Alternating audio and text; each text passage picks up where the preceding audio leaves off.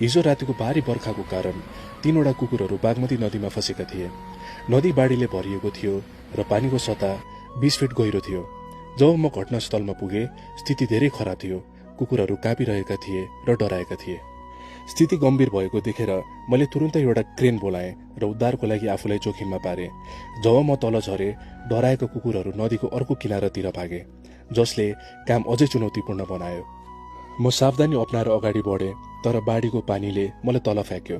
भाग्यवश मैले मेरो खुट्टा बालुवामा गाड्न सफल भएँ, तर यसले मेरो खुट्टामा ठूलो चोट दियो। पीडाको बावजुद उद्धार जारी राख्नुपर्ने कुरा थाहा थियो, तर उद्धारमा सामेल भएका एकजना व्यक्ति एकदम नराम्ररी घाइते भए।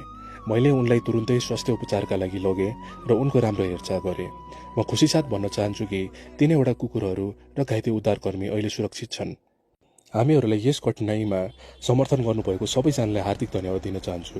तपाईको चिन्ता र प्रोत्साहन अमूल्य भएको छ।